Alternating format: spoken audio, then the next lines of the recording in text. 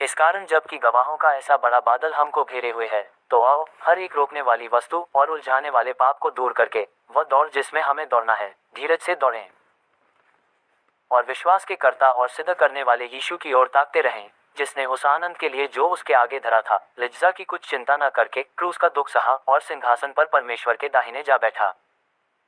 इसलिए उस पर ध्यान करो जिसने अपने विरोध में पापियों का इतना वाद विवाद सह लिया कि तुम निराश होकर हियाव न छोड़ दो। तुमने पाप से लड़ते हुए उससे ऐसी मुठभेड़ नहीं की कि तुम्हारा लहू बहा हो, और तुम उस उपदेश को जो तुमको पुत्रों की नाई दिया जाता है भूल गए हो कि हे मेरे पुत्र, प्रभु की ताड़ना को हल्की बात न जान, और जब वह तुझे घुड़के तो हियाव न छोड़।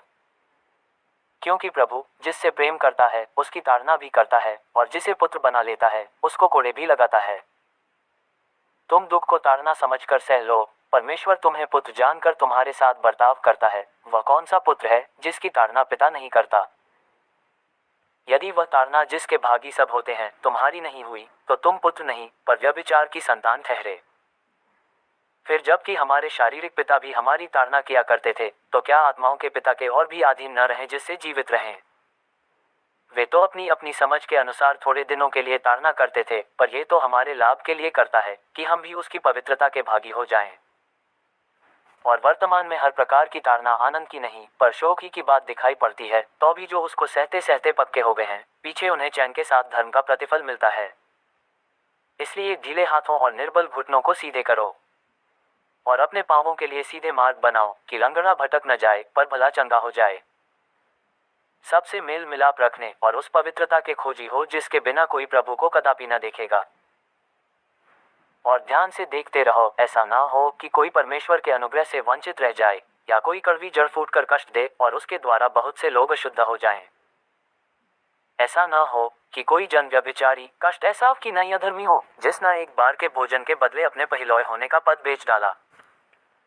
तुम जानते तो हो कि बात को जब उसने आशीष पानी चाही तो अयोग्य गिना गया, और आंसू बहा बहाकर खोजने पर भी मन फिराव का अवसर उसे न मिला।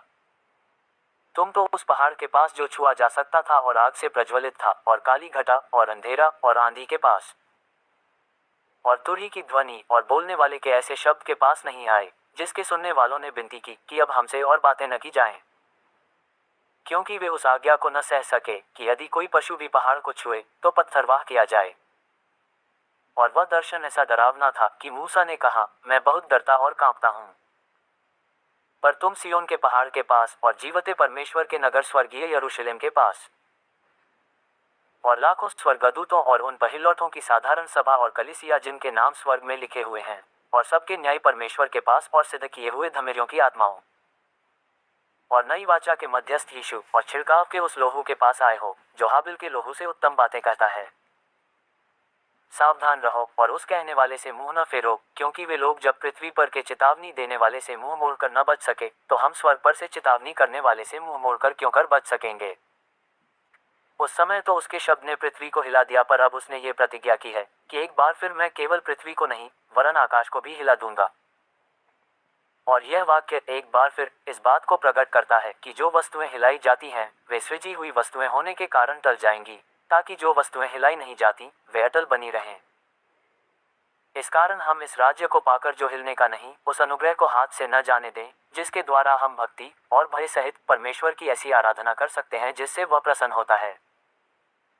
क्योंकि हमारा परमेश्वर भस्म करने वाली आग है।